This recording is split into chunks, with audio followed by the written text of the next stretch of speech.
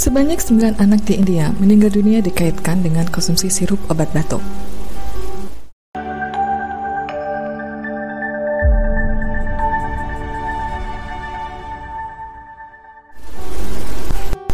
Uji laboratorium terhadap sampel sirup yang dikonsumsi anak-anak tersebut mengungkapkan bahwa sirup tersebut terkontaminasi diethylene glycol (DEG), zat beracun yang digunakan dalam pelarut industri yang dapat berakibat fatal jika tertelan bahkan dalam jumlah kecil.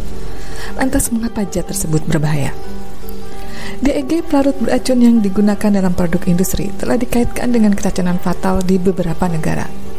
Pernyataan itu muncul setelah laporan media menunjukkan kematian 9 anak baru-baru ini di negara bagian Madhya Pradesh, India dapat dikaitkan dengan konsumsi sirup obat batuk. Diethylene glycol banyak digunakan dalam produk rumah tangga, namun zat ini juga dapat digunakan sebagai pelarut dalam obat sirup untuk menggantikan gliserin karena harganya lebih murah. Berbeda dengan gliserin, diethylene glycol dapat menyebabkan keracunan jika dikonsumsi melebihi batas aman.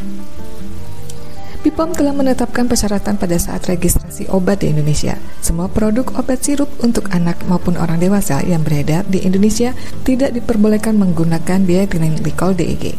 Kontaminasi diethylene glycol kemungkinan bisa terjadi pada obat yang menggunakan propylene glycol, polyethylene glycol, sorbitol, dan gliserin atau glycerol sebagai zat pelarut. Keempat bahan tambahan tersebut bukan merupakan bahan berbahaya atau bahan yang dilarang digunakan dalam pembuatan obat sirup. Ambang batas aman atau Tolerable Daily Index (TDI) untuk cemaran diethylene glycol adalah sebesar 0,5 mg per kilogram berat badan per hari.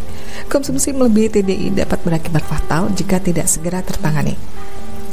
Keracunan diethylene glycol dapat terjadi jika menelan, menghirup, atau bersentuhan dengan zat kimia tersebut. Meski demikian, efek keracunan berat, termasuk gagal ginjal akut progresif atipikal, dapat terjadi jika zat kimia tersebut tertelan dalam jumlah banyak. Bagaimana pencegahannya? Membeli dan memperoleh obat hanya disarankan resmi, yaitu apotik, toko obat, puskesmas, klinik kesehatan, atau rumah sakit terdekat. Membeli obat secara online dapat dilakukan hanya di apotik yang telah memiliki izin penyelenggara sistem elektronik farmasi (PSEV). Selalu membaca dan memeriksa label kemasan, komposisi, izin edar, dan tanggal kadaluarsa sebelum membeli atau menggunakan obat. Selalu mengkonsumsi obat sesuai dengan dosis dan arahan dokter.